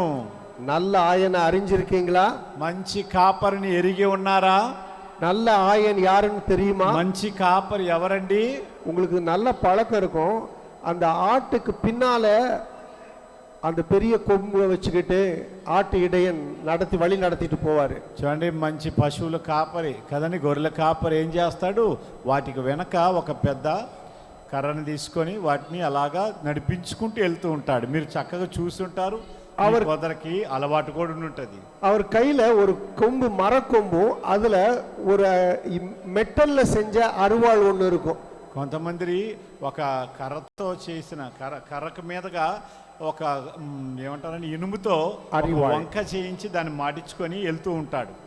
அந்த అరివాள் ఎదుకాக అది ఎందుకు ఇనుముతో లేదా ఒక కత్తినో ఏదో ఒకటి దాని మీద తగిలించుకొని ఉంటారంటే கொப்புகளை பறிச்சு போட்டு அந்த ஆட்டுக்கு கொடுக்கிறதுக்காக. వాటికి ఆహారం పెట్టడానికి కదండి. அந்த நீல கம்பு எதுக்காக? ఆ పొడవుటి ఆ కంబి ఎందుకంటే திருப்பி தவறான பாதையில போனா சரி செஞ்சு ஒழுங்கா போக வைக்கிறதுக்கு. అవి కానీ మార్గం తప్పిపోతుంటే వాటిని మార్గంలోనికి మళ్లించడానికి. அவருடைய குரல் அந்த ஆடுகளுக்கு நன்றாக தெரியும். ఆయన స్వరము గొర్రెలకు చక్కగా తెలుసండి. அந்த ఆడుகளே அந்த மேய்ப்பனுடைய குரலுக்கு செவி கொடுக்கிறது என்றால் ఆ గొర్రెలు తన కాపరికి స్వరాన్ని కాపరికి లోబడుతున్నప్పుడు ఆడుகளை విட మేలాన நாம் ఆ గొర్రెల కంటే ఎంత శ్రేష్ఠులమైన మనము பார்வையாளனாக இருக்கலாமா? మన వరకు పైకి వచ్చేవారమై ఉన్నామా? அழைக்கப்பட்ட விசுவாசி பார்வையாளனாக இருக்கலாமா? పిలవబడిన విశ్వాసులైన మీరు ఓరక దేవుని సన్నిధికి వచ్చి వెళ్ళేవారుగా ఉండామా? நாம் தூயோராக இருக்க வேண்டும் என்று தேவன் முன்குறித்து வைத்திருக்கிறார். మనము పరిశుద్ధులమై ఉండాలని దేవుడు ముందుగానే ఇక్కడ లేఖనంలో రాయబడి ఉన్నది. இரண்டாம் வருகையில் நம் நேருக்கு நேராக முகமுகமாய் அவரை தரிசிக்க வேண்டும் என்று நம்மை அழைத்திருக்கிறார். ప్రభు రానయ్యున్న రెండో రాకడలో ఆయన ముఖాముఖిగా ఆయన మనము సంధించాలని ఆయన ఇక్కడ మనల్ని సిద్ధపరుస్తున్నాడు. என்னுடைய இன்றைய வாழ்க்கை, నేడు నా జీవితము, என்னுடைய இன்றைய ఆరాధனை మురై, నేను ఈ దినాన ఈ కాలమందు చేస్తున్న ఆరాధన క్రమము, என்னுடைய இன்றைய வழிபாட்டு முறை, ఈ కాలమందు నేను దేవుని ఆరాధించు ఈ కాలము, என் வாழ்க்கையை சரி செய்து నా జీవితాన్ని చక్కపరిచి அவர் வரும் பொழுது ఆయన వస్తున్నప్పుడు என் ஆவி ஆத்துமா சரீரத்தை ஒப்பு கொடுக்கக்கூடிய நல்ல நிலையில் நான் வாழ்கிறேனா? నా ఆత్మ శరీరము మనస్సును ఆయనకు అప్పగించడానికి నేను సరి అయిన జీవితాన్ని జీవిస్తున్నానా? இது ஒழுங்காக இருந்தா நீங்க பிறந்த வாழ்க்கையின் நோக்கம் வெற்றியாக அமையும். మీరు చక్కగా ఉన్నట్లయితే మీరు జన్మించిన విధానము ఉద్దేశము మీ పట్ల దేవుడు సరిగా నెరవేరుస్తాడు. இது இல்லைனா, లేకపోతే வசனமில்லாத வாழ்க்கை, దేవుని వాక్యము లేని జీవితం, தேவனுடைய வார்த்தை இல்லாத வாழ்க்கை, దేవుని వాక్యము లేని జీవితం, அது அழிந்து போகும், అది నశించిపోవును, அது இடிந்து போகும், అది కోలిపోవును. வெள்ளம் வந்தால் வாரிக்கொண்டு சென்று விடும், వరద వచ్చినప్పుడు సమస్తము కొట్టుకొని పోతుంది, கொரோனா வந்தால் தூக்கி கொண்டு போய்விடும். కరోనా వస్తే ఎత్తుకొని వెళ్ళిపోతుంది. எந்த வாழ்க்கையை தேர்ந்து கொள்ள ఎటువంటి போகிறீர்கள்? జీవితం నువ్వు జీవిస్తున్నావు? வசனத்தின் மேல் கட்டப்பட்ட வீடாக மாறப் போகிறீர்களா? వాక్యము మీద కట్టబడిన గృహం వలె నీ జీవితం ఉన్నదా? நீ வார்த்தையை அறிந்து கொள், அந்த வார்த்தை உன்னை விடுதலையாக்கும். నువ్వు వాక్యాన్ని ఎరిగి ఉన్నట్లయితే ఆ వాక్యం నేను విడుదల చేస్తుంది. வீட்ல வெறும் பைபிளுக்கு மட்டும் ஒரு அலங்கார மேடை வைத்திருக்கிறீர்களா? ఇంట్లో ఈ బైబిల్ పెట్టుకోవడానికి ఒక చక్కటి సెల్ఫ్ ని మీరు సిద్ధపరచుకొని ఉన్నారా? வாசித்து தியானம் செய்கிறீர்களா? చదువుకొని దాన్ని మీరు నెమర వేసుకుంటున్నారా? மறுபடியும் சொல்லுகிறேன், 5 బంగారు பெற்றுக்கொண்டவர்களாக இருக்கிறீர்களா?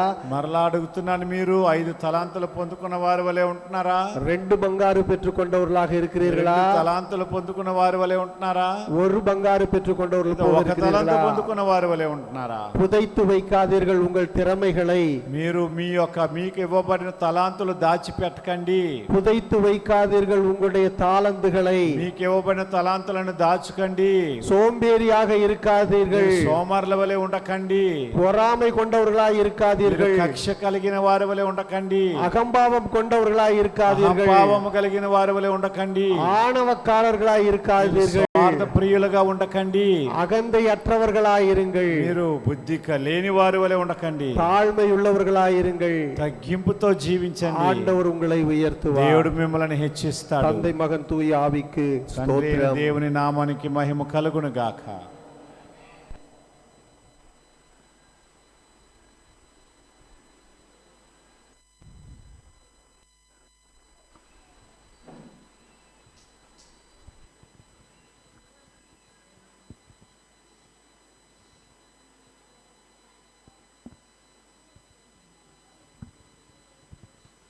దేవుని స్తోత్రం.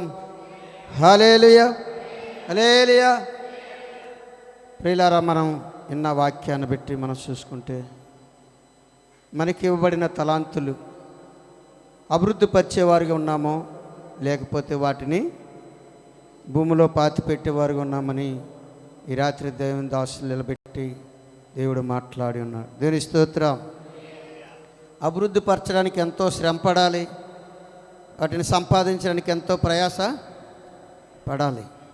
అలాగే ఇక ప్రియులారా, ఆ సంపాదించినటువంటి ఎత్తుల్ని ఏమన్నాడు? మంచి దాసులు అన్నాడు. భూమిలో పాతి పెట్టిన వాళ్ళు ఏమన్నాడు? చెడ్డ దాసులు అన్నాడు. ప్రియులారా, మనం దాయడానికి చూస్తాం, కానీ వాటిని సంపాదించి దేవుని కొరకు యథార్థంగా ముందు పెట్టేవారిగా మనం ఉండలేకపోతున్నాం.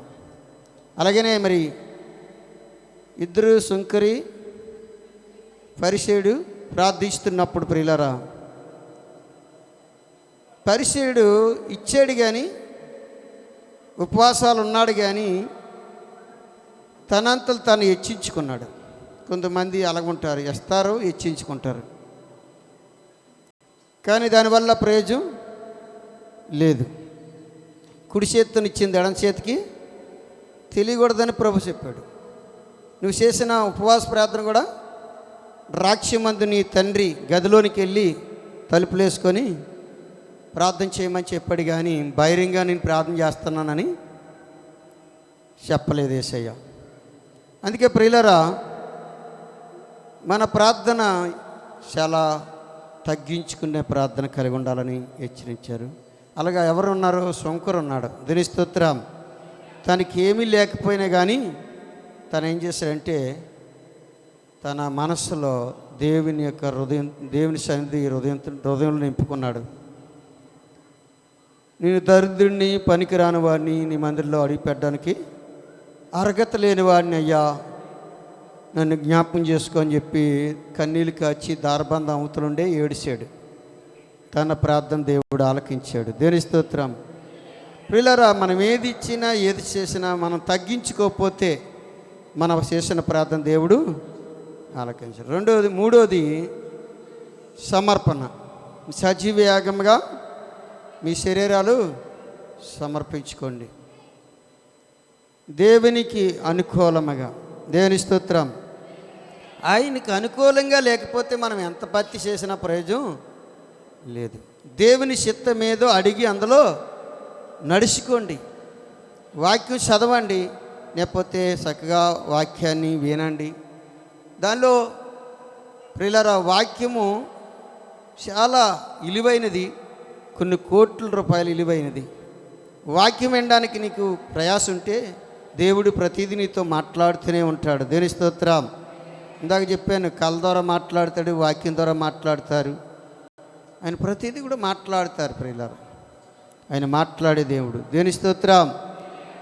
ఏ పనిలో మనం నమ్మకంగా ఉండగలుగుతామో, ఎప్పుడైతే మన యథార్థంగా ఉండగలుగుతాం, తప్పకుండా దేవుడు మనతో మాట్లాడతాడు. మనలో కుట్రో లేకపోతే ఏదో సొనుగుడో లేకపోతే ఏదో అసూయో మన హృదయంలో ఉన్నదనుకోండి, చెడి మన హృదయంలో ఉండగా మంచి చేరదు, మంచికి చోట్లేదు. చేత దేవుని ఇష్టాన్ని నెరవేర్చే వారికి ఉండాలని మరి చక్కగా మాట్లాడారు. దేవుని స్తోత్రం. అపోస్తల కార్యంలో కొన్ని హెచ్చరించారు. అలాగే ప్రియులారా, మన జీవితంలో మనం చక్కగా దేవుని సన్నిధిని అనుభవిస్తూ దేవుని కొరకు, యోహాను సువార్తలో మంచి కాపరు ఎవరు? యేసయ్య. దేవుని స్తోత్రం. మంచి కాపరు వలె ఉండాలని. జీతగాడే కానీ వాడు నా కాపరే కాడు. అంటే జీతగాలుగా ఉండడానికి కాదు, కాపరే మందగాసిన వాడు మందపాలు తాగును. చేత ఒక మందని ప్రయాసపడి మేపుతున్నప్పుడు, మందని కాచుతున్నప్పుడు దాని కష్టార్జాన్ని అనుభవించడానికి కాపరికి దేవుడు ఇచ్చిన ఆజ్ఞ. దేవుని స్తోత్రం. హల్లెలూయా. అది ప్రేమతో మిమ్మల్ని పెంచినటువంటి ఆ పెంపకం, లేకపోతే మంచిగా నడిపిస్తున్నటువంటి ఆ నడిపింపు ప్రభు మాకు కాపరిగా ఉండి, లేకపోతే దేవుని యొక్క సేవకులుగా ఉండి ఆయన అప్పగించిన పని. దేవుని స్తోత్రం. మరి చక్కగా ఉండాలని. అలాగే మరి మన మధ్యలో ప్రియులారా, ఈరోజు జన్మదినమును గూర్చి మరి బెన్నీ యొక్క ప్రియులారా ఎన్నో సంవత్సరం 11వ సంవత్సరంలోకి వచ్చారు. 10 సంవత్సరాలు కష్టపడి లేకపోతే తన జీవితంలో తెలిసి తెలియనటువంటి స్థితిలోని ఇంతవరకు ఎదిగాడు. ఇక్కడి నుండి కొంత భారంగా ఉంటుంది, చదవాలి, తల్లిదండ్రులు చెప్పిన మాటలు వినాలి, మరి కష్టపడాలి, దేవుని సేవలో ఉండాలి, దేవుని సేవలో సహకరించాలి. అలాగనే దేవుని యొక్క బెన్ని ఎక్కడికి వెళ్ళావు? నీకు చెప్తానా మాక?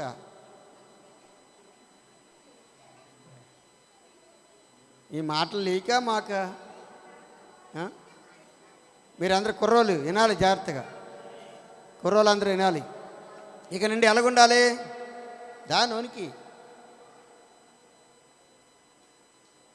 తల్లిదండ్రులు ఏ పని చేస్తున్నారో ఆ పనిలో సహకరించే వారికి ఉండాలి.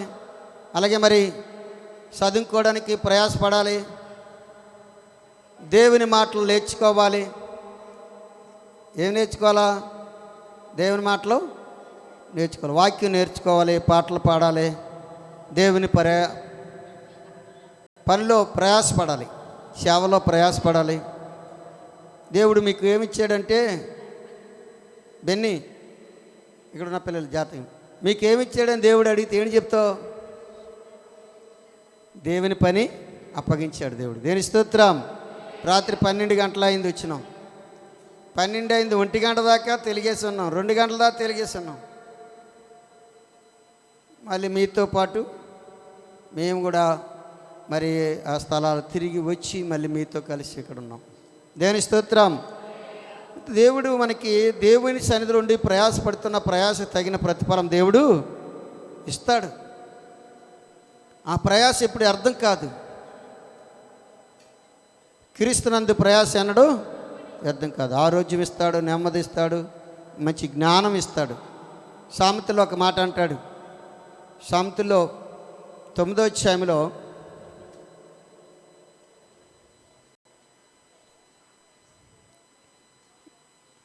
దేవుని స్తోత్రం, హల్లెలూయా.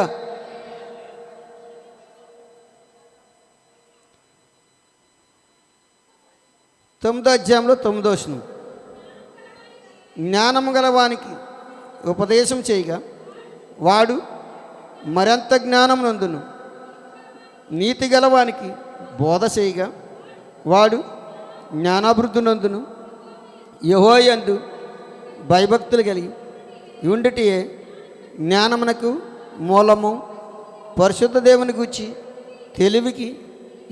తెలివియే వివేచనకు ఆధారము. నా వలన నీకు దీర్ఘాయు కలుగును, నీ జీవించే సంవత్సరాలని ఆర్థికములాగును. దేవుని స్తోత్రం, హల్లెలూయా. ప్రియమైన సహోదరులారా, జ్ఞానం గలవానికి ఉపదేశం చేయగా వాడు మరింత జ్ఞానము నందును. నిజంగా దేవుని వాక్యం మీ అందరికీ తెలిసిపోయింది. చిన్నపిల్లలు కూడా సండే స్కూల్లో నేర్చుకున్నారు వాక్యం. మరి వాక్యం తెలిసిపోయింది. కానీ దేవుని జ్ఞానము ఎలాగొస్తుందంటే వినిటి వలన, చదవటం వలన. వినిటి వలన విశ్వాసం కలిగినారు రోమీయులకు రాసిన పత్రికలో. ప్రియులారా, జ్ఞానం గలవానికి ఉపదేశం చేయగా, అంటే ఉపదేశం వింటున్నప్పుడల్లా జ్ఞానము ఎక్కువ అవుతుంది. దేవుని స్తోత్రం. ఇంక నేను అన్ని చదివేశాను కదా, విన్నాను కదా అంటే సరిపోదు. నీతి గలవానికి బోధ చేయగా వాడు జ్ఞానాభివృద్ధి నందును. దేవుని స్తోత్రం. జ్ఞానాభివృద్ధి దేనికి?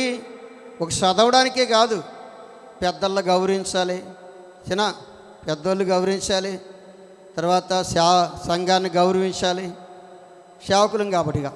తర్వాత మరి వచ్చిన పిల్లల్ని గౌరవించాలి, మంచి మాటలు నేర్చుకొని మరిక మంచి మాటలు వాళ్ళకి చెప్పేవారికి ఉండాలి. అన్ని విషయాల్లో జ్ఞానాభివృద్ధి అంతే ప్రియులరా. జ్ఞానంగా దేవుని మాటలతో మనం కలిగి ఉంటే, జ్ఞానం మాటలు కలిగి ఉంటే పిల్లలు నీలో అభివృద్ధి దేవుడు కలుగు చేస్తాడు, మంచి నేర్పుతాడు, మంచి అభివృద్ధిలోకి తీసుకెళ్తాడు. ఇప్పుడు మీరు సరిగ్గా కానీ పునాది వేసుకోపోనారు అనుకోండి, రేపు పెద్ద అయిన తర్వాత చెడిపోవడానికి అవకాశాలు ఉన్నాయి. ఈరోజు యవ్వనతనం ఒత్తిడికి రెక్కలో వచ్చిన చెదపురుగులా పరిగెడుతున్నారు. రెక్కలో వచ్చిన చెదపురుగు ఏం చేస్తుంది చెప్పండి? ఎగురుతుంది, రెక్కలు ఊడిపోయి పడిపోద్ది. అంచేత మరి జ్ఞానము అభివృద్ధిలోకి రావాలంటే దేవుని మాటల దగ్గర, దేవుని వాక్యం దగ్గర మీరు అభివృద్ధి పొందాలి. పొందినప్పుడు జ్ఞానాభివృద్ధిని కలిగినప్పుడు పెద్దవాడివైనా చిన్నవాడిగా ఉన్నా, ఏ స్థితిలో ఉన్నా, డబ్బున్నా డబ్బు లేకపోయినా దేవునితో సాగిపోవడానికి మంచి మనసు ఉంటుంది. దేవుని స్తోత్రం. దేవుడు పరిశుద్ధాత్మ దేవుడు నిన్ను పట్టుకొని మిమ్మల్ని నడిపిస్తాడు. పిల్లలు, పరిశుద్ధాత్మ దేవుడు ఏం చేస్తారు? మిమ్మల్ని పట్టుకొని నడిపిస్తాడు. ప్రియులారా, పిల్లలకేనే కాదు మనకి కూడా జ్ఞానాభివృద్ధి దేన్నంటే మనం విన్న వాక్యాన్ని పక్కన పెట్టి మనం ఏం చేసినా అభివృద్ధిలోకి రాలేం. దేవుని మాట ప్రకారం జీవించినప్పుడు, దేవుని మాట ప్రకారం నడిచినప్పుడే అభివృద్ధిలోకి మనం కూడా వస్తాం. అంతేకాకుండా యెహోవా యందు భయభక్తులు కలిగి ఉండుటే జ్ఞానమునకు మూలం. దేవుని స్తోత్రం. దేవుని యందు భయభక్తులు కలిగి ఉండుటే జ్ఞానానికి మూలం. ఎందుకంటే ప్రియులారా, అస్సలు దేవుడు లేకపోతే, దేవునితో సరైన సహవాసం లేకపోతే నీవు జీవిస్తున్న జీవితం అంతా జీరో అయిపోతుంది. అదే దేవునితో నువ్వు ఎప్పుడైతే నడుచుకుంటావో, యెహోవా అనగా దేవుడు, ప్రియులారా, ఎప్పుడైతే నడుచుకుంటావో నువ్వు ఆయన యందు భయభక్తులు కలిగి నడుచుకున్నట్లయితే జ్ఞానానికి మూలం. దేని స్తోత్రం. నీ జీవితానికే మూలం. యేసుక్రీస్తు వారు ఈ జ్ఞానాన్ని మనకు అందించారు. ఇది మనకు దొరకలేదు ఒకప్పుడు, ఇది ఎవరు దీన్ని సంపాదించుకోలేకపోయారు. కానీ యేసు ప్రభువు వారు ఈ లోకానికి వచ్చి మనందరి యొక్క ఆదాం చేసిన పాపాన్ని పెట్టి ప్రతి ఒక్కరు మరుగు చేయబడ్డారు. ప్రతి ఒక్కరు చీకట్లో ఉన్నారు, ప్రతి వారు అంధకారంలో ఉన్నారు, ప్రతి ఒక్కరు పాపంలో ఉన్నారు. ఈ పాపంలో ఉన్న వారిని పెద్ద ప్రభావం తీసుకురావడానికి, గొప్ప జ్ఞానాభివృద్ధి కలిగి చేయడానికి, భయభక్తులు నేర్పడానికి, ప్రియులరా దేవుని భయభక్తులు నేర్పించడానికి జ్ఞానానికి మూలముగా ఆయన ఈ లోకానికి జ్ఞానాన్ని అందించాడు. దేవుని స్తోత్రం. అందుకే యాకోబు అంటాడు, పైనుండి వచ్చే జ్ఞానము మృదువైనది, సులభముగా లోబడినది అని చెప్పి మాట్లాడతాడు. ఆయన కూడా ఈ లోకంలో ఉన్నప్పుడు ఒక మాట అంటారు. యేసుప్రభువు వారు లోకాసు వార్త 2వ అధ్యాయంలో శివరోషులో మాట అంటారు. ఏమంటారు? యేసు జ్ఞానమందును, దేవుని దయందును, మనుషుల దయందును వరిదెళ్తున్నారు. దేని స్తోత్రం. యేసు ప్రభు కూడా మనలాగా దేవుడై ఉండి, మనలాగే శరీరం ధరించుకొని మన కోసం వచ్చి ఆయన ఏం చేశారు? జ్ఞానాన్ని అందించారు. ప్రియులారా, దేవుని స్తోత్రం. ఆయన జ్ఞానంలో ఎదిగాడు. దేవుని దయందు, మనుషుల దయందు ఆయన ఎదిగాడు. ప్రియులారా, ఎదిగి మన జ్ఞానాన్ని బోధించాడు. దేవుని స్తోత్రం. అందుకే దేవుని జ్ఞానం ఊరికినే దొరికేది కాదు. దేవుని కొరకు కనిపెట్టాలి, ఓపికతో ఉండాలి. శ్రమలు వచ్చినా, ఇబ్బందులు వచ్చినా, ఇరుకులు వచ్చినా నిలబడాలి. ఎన్ని తుఫాన్లు వచ్చినా నిలబడాలి, ఎన్ని కష్టాలు వచ్చినా నిలబడాలి. పిల్లలే కానీ పెద్దోళ్ళే కానీ నిలబడినప్పుడు నీ పిల్లలు ఎదిగిన కొలది అభివృద్ధిలోకి వస్తారు. ఎదిగిన కొలది నీ పిల్లలు జ్ఞానంతో నింపబడతారు. ఎదిగిన కొలది వారికి దేవుని యందు భయభక్తులతో కూడిన జ్ఞానం లభిస్తుంది. అంతేకాకుండా ప్రియమైన సోదరులారా, చివరి మాటలు ఏమన్నాడు? నేను పరిశుద్ధ దేవుని గూర్చి తెలివియు వివేచన ఆధారమై ఉంది. దేని స్తోత్రం. పరిశుద్ధ దేవుని గూర్చి తెలివి వివేచన ఆధారమై ఉంది. డబ్బు సంపాదిస్తే కాదు కానీ దేవునిచ్చిన జ్ఞానాన్ని సంపాదించుకోవాలి. అది తెలివి. దేవుని స్తోత్రం. దేవుడు ఉండడమే మనకి మేలు, దేవుడు ఉండడమే తెలివి. అంతేకాకుండా అక్కడ ఏముందట? నా వల్ల నీకు దీర్ఘాయువు కలిగిను. దేవుని స్తోత్రం. దేవుని మాట దగ్గర, దేవుని వాక్యం దగ్గర ఎవరైతే జీవిస్తారో, దేవునికి సరైనటువంటి భయభక్తులు కలిగి జీవిస్తారో వారి జీవితంలో ప్రేమైన దేవుడు దీర్ఘాయువు ఇస్తాడు దేవుడు. దేవుని స్తోత్రం. ఎప్పుడు దాకా? యెషయా గ్రంథంలో అంటాడు 46లో, ముసలి అయిపోయే వరకు, తల వెంట్రుకలు మెరిసే వరకు. ఇందా పాస్టర్ గారు అంటారు, నాకు 66 వచ్చిందంతే, నీవు 65, 66 వచ్చిందంతే ఇవాళ ముసలివాళ్ళ లేవంటారు. శ్యామ్ కోర్నేల్ గారు, అయ్యగారు. దేని స్తోత్రం. ప్రియులారా, పక్షిరాజు యవన వలని యవనం కొత్తది చేసేవాడే అన్నాడు దేవునితో ఉంటే. పిల్లలు వింటున్నారా? దేని స్తోత్రం. నీ జీవితంలో అభివృద్ధి కనపడుతుంది. నీ యొక్క జీవితం అంతా కూడా దేవుని చేతిలో ఉంటుంది కనుక దీర్ఘాయువు చేత నింపడం అంటే అర్థం ఏంటంటే ముసలివాడు అయ్యేదాకా నిన్ను శంఖనెత్తుకున్నవాడు నేనే కదా అంటాడు ఎస్ఐ గ్రంథంలో 46వ అధ్యాయంలో. ప్రియులారా, శంఖనెత్తుకున్నవాడు నేనే, ముదు వచ్చే వరకు నిన్ను శంఖనెత్తుకున్నవాడు నేనే, తల వెంట్రుకలు మెరిసినవు. ప్రియులారా, కర్రొట్టుకుని వణికేదాకా దేవుడట మనల్ని శంఖనెత్తుకుంటాడు. దేవుని స్తోత్రం. అలాంటి దేవుడిని మనం ఆరాధిస్తున్నాం. హల్లెలూయా, హల్లెలూయా. అందుకనే శతపురుగులు వచ్చిన రెక్కల వలె కాక ఆత్మ సంబంధమైన దేవుని యొక్క జ్ఞానాన్ని ధరించుకోవాలి, బలాన్ని ధరించుకోవాలి. పక్షిరాజు యవనం వలె నీ యవనము కొత్త తగ్గుతుంది. దేవుని స్తోత్రం. హల్లెలూయా. అలాంటి యొక్క జీవితము కలిగి ఉండాలని దేవుడు మనల్ని హెచ్చరిస్తున్నాడు. ఇక్కడ కూడుకున్న మనందరూ కూడా ప్రియులారా, మన పిల్లలు కూడా చాలా జాగ్రత్తగా సండే స్కూల్కి పంపించండి. సండే స్కూల్ చక్కగా నేర్చుకొని పిల్లలు కూడా అభివృద్ధిలోకి నడిపించుకోండి. మరి సండే స్కూల్ నడిపించడానికి కూడా దేవుడు మాట్లాడాలి. దేవుని చక్కగా దాని బాధ్యత తీసుకోవాలి. తన గురించి కొంత సండే స్కూల్ నడిపించడానికి ఒక గురి కలిగి ఉండాలి, లేకపోతే దాని గురించి ట్రైనింగ్ ఉండాలి. అలాగే ఉంటే తప్పకుండా దేవుడు మీకు కూడా ఒక దేవుని యొక్క ఆశీర్వాదం లేకపోతే బ్రషింగ్ మీ మీద ఉంటుంది, దేవుని ఆశీర్వాదం, దేవుని సమాధానం మీ మీద ఉంటుంది. అప్పుడు మీరు కూడా దీవించబడతారు. పిల్లలకు ఇప్పుడు మాట్లాడుకుందాం, వాక్యం చెప్తుంటేనే మాకు వాక్యం నేర్పుతాడు దేవుడు. మాకు అంతా తెలిసినని మా అక్కడ కూర్చుంటే మాకేం కూడా దేవుడు నేర్పించాడు. దేవుని స్తోత్రం. అలాగే మరి సేవకులు మన మధ్యకి రావడానికి కూడా దేవుడు పంపిస్తేనే వచ్చారు, లేకపోతే పంపించకపోతే ఆయన రావడానికి సమయం ఇవ్వడం దేవుడు. అంచేత పంపిస్తేనే వస్తారు. హల్లెలూయా. ఇటువంటి మంచి మాటను కలిగి ఉండాలని మరి ఇంకా ఏమన్నాడు ఆ వాక్యలో, నీ జీవించే సంవత్సరాలని మన జీవించే సంవత్సరాలని ఏమవుతాయట చిన్న అభి ఏటంత మనం జీవించే సంవత్సరాలు ఏమాలా, మీరు జీవించే సంవత్సరాలు అధికమగును. దేవుని స్తోత్రం. ముసలోళ్ళు అయ్యేదాకా మీరు జీవించాలంటే, అధికంగా ఉండాలంటే, జ్ఞానంగా ఉండాలంటే, అభివృద్ధిగా ఉండాలంటే దేవుని యందు భయభక్తులు కలిగి ఉండాలి. దేవుని స్తోత్రం. యెహోవా యందు భయభక్తులు కలిగి ఆయన తోవల యందు నడిచేవారు ధన్యులు. నిశ్చయముగా నీ చేతుల కష్టార్జం నువ్వు అనుభవించదు, నువ్వు ధన్యుడివి. నీ లోగిట నీ భార్య ఫలించే ద్రాక్షవండు, నీ భోజన బల చుట్టూ నీ పిల్లలు ఒలే మొక్కల వలె ఉందరు. అలాంటి గొప్ప సంతోషాన్ని మనకు దేవుడిచ్చాడు కనుక దేవుని మాట ప్రకారం జీవించి నడుచుకుందాం. మరి ఈ సమయంలో మరి బెన్ని వచ్చి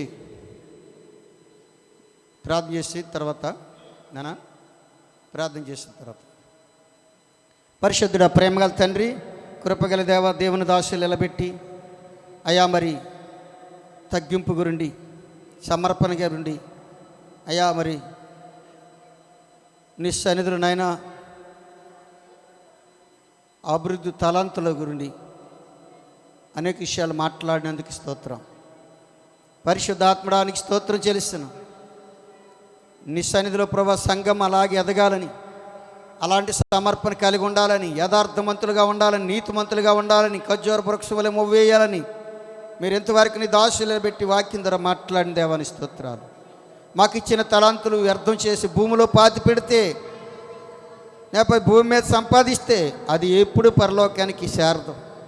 మీ తలాంతు భూమి మీద అభివృద్ధి పరచడానికి, లేకపోతే దాని గురించి దాన్ని ఇంకా ఎక్కువ చేసుకొని దేవుడిలో నీ సన్నిధిని, దేవుని సన్నిధిని అనుభవిస్తూ ఫలించేటువంటి ఆ కృప అందరూ పొందుకోవడానికి సహాయం చేయండి. ఈ దాసులు నిలబెట్టి ఇంతవరకు మాట్లాడుతున్న ప్రతి మాటను బట్టి మీ స్తోత్రం వందనాలు చెల్లిస్తాను. ఈ సమయంలో అయ్యా మరి కేక్ కట్ చేస్తుండగా మీ సన్ని తోడుగుంచండి, మీ కృప తోడుగుంచమని వేసి నమ్ముకున్నాం తండ్రి. ప్రజల మన మధ్యలో పిడరాయ్ గారు, శ్యామ్ కొర్నెలయ్య గారు వచ్చి కేక్ కట్ చేస్తారు.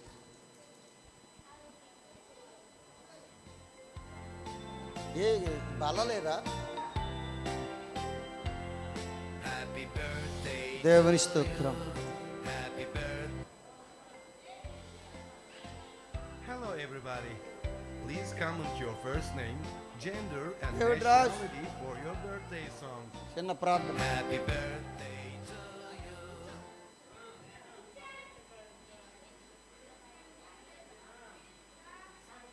చిన్న ప్రార్థన.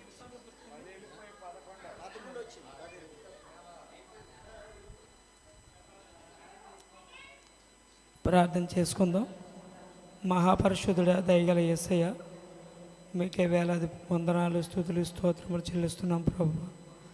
తండ్రి, ఈ రాత్రికాల సమయంలో ప్రభు మీ సన్నిధిలో మీ అందరం చేరి నేను స్తుతించడానికి, ఆరాధించడానికి ప్రభు తండ్రి మీరెంతో మాకు మేలు చేసి ఉన్నారు తండ్రి. నీకు స్తోత్రాలైనా ప్రభు. దూర ప్రాంతాల నుంచి ప్రభు మీ దైవ సేవకులు తీసుకొని ప్రభు మీ సన్నిధికి తీసుకొని ఇచ్చున్నారు తండ్రి. ప్రభా వారి యొక్క ద్వారానైనా ప్రభా మా యొక్క తండ్రి హృదయాలకు ఉపయోగపడేటువంటి ఎన్నో ప్రవచనాల ద్వారానైనా మాకు తెలియజేసి ఉన్నారు తండ్రి. ప్రభా మీకు స్తోత్రాలు చెల్లిస్తున్నాం ప్రభా. అయినా దైవ సేవకుల ద్వారా ప్రభా ఎన్నో ఉపమానాలు చెప్పారు తండ్రి. వాటిని గ్రహించే జీవితం మా అందరికీ దయచేయమని ప్రార్థిస్తున్నాం ప్రభా. ఆ యొక్క ప్రవచనాల ద్వారా ప్రభా మేము సరిచేసుకొని నడుచుకోవడానికి సహాయం చేయండి తండ్రి. ప్రభా మరి ముఖ్యంగా ప్రభా తండ్రి బెనహీను 10 సంవత్సరములనైనా మీరు ఎంతో కాపాడారు, కాచి కాపాడారు తండ్రి. 11వ సంవత్సరంలో ప్రభా మీ కుమారుడు అడుగుపెట్టి చూడగా ప్రభా ఇలాంటి జన్మదిన వేడుకలు ఎన్నో చేసుకోవడానికి సహాయం చేయండి తండ్రి. మీ కృపలో వర్ధలుపు చేయమని ప్రార్థిస్తున్నాం ప్రభా.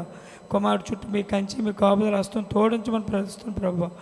ఎక్కడ నైనా లోక సంబంధమైన ఆలోచన కాకుండా ప్రభా నాయన నీ దైవానుసారంగా జీవించడానికి సహాయం చేయండి. అటు కృపాహస్తం తోడించి నడిపించి నేను బిడ్డ పట్ల మీ కాపుదల ఉంచమని యేసయ్య నామములో ప్రార్థించి స్తుతించి వేడుకొంచున్నాము తండ్రి. ఆమేన్. Thank you. దైవ శాఖలు మరి సమయాన్ని అప్పగిస్తున్నాం.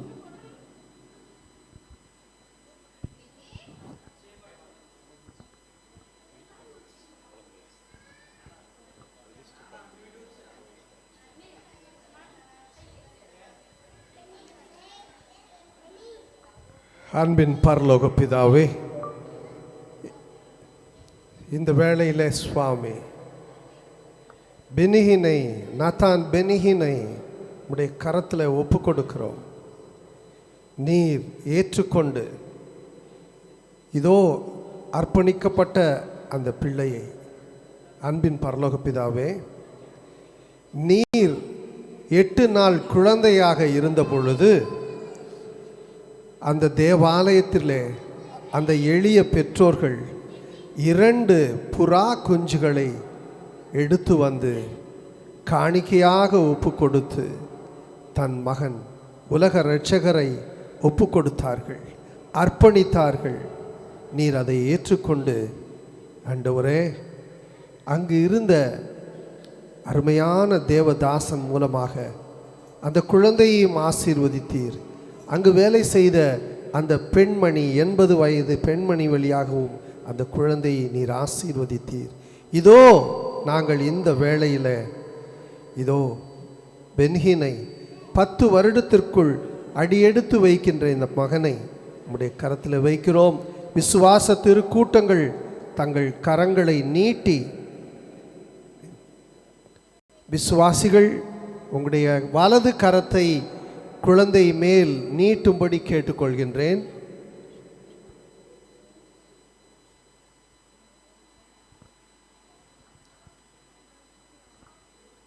ప్రభువా నీ దక్షిణ హస్తం ఈ బిడ్డ మీదకి అయా మీరు తల్లిదండ్రులు ప్రతి ఒక్కరు కూడా మీ దక్షిణ హస్తాలు పైకెత్తి ఈ బిడ్డకు నేరుగా చూపించమని మిమ్మల్ని ప్రభు పేరట మిమ్మల్ని అడుగుతున్నాం. అందరం ప్రతి ఒక్కరు మీ కుడి చేతులు పైకెత్తి ఈ బిడ్డకు నేరుగా చూపించండి. స్తోత్రం. பிரியமானவனே, உன் ஆத்துமா வாழ்வது போல நீ எல்லாவற்றிலும் வாழ்ந்து சுகித்திரு மகனே.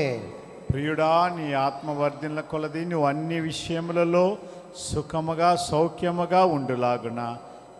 உபாகமம் 6:24-30 குறிக்கப்பட்டபடி சியோனிலிருந்து உன்னை ஆண்டவர் ஆசீர்வதிப்பாராக. ద్వితీయోపదేశ కాండములో చెప్పబడిన మాట ప్రకారము సియోనులో నుంచి ప్రభు నిన్ను ఆశీర్వదించును గాక. பரிசுத்த ஆவியின் ஆற்றல் வல்லமை உன் மீது தங்குவதாக. పరిశుద్ధాత్మ యొక్క మహిమ బలము శక్తి నీ మీద ఆవరించును గాక. இயேசு கிறிஸ்துவின் அன்பும் அருளும் இரக்கமும் பரிவும் கனிவும் உன்னிடம் தங்குவதாக. ప్రభువైన యేసుక్రీస్తు వారి కనికరమును దయను ప్రేమయు సమాధానము నీ మీద వండును గాక. ஞானமும் அறிவும் உன்னோடு வளர்வதாக. వివేకమును జ్ఞానమును నీతో కలిసి ఎదుగులాగన.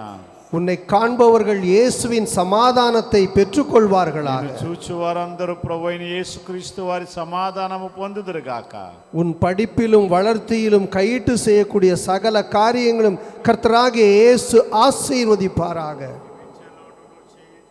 చేస్తున్న ప్రతి పరిబాట్లలోను ప్రభువైన యేసుక్రీస్తు వారు నీకు సహకారిగా ఉందురుగాక. தந்தை மகன் தூய ஆவியின் பெயரால் நாங்கள் உம்மை ஆசீர்வதிக்கிறோம். దేవుని పేరట నిన్ను మేము ఆశీర్వదిస్తున్నాం. Praise the Lord.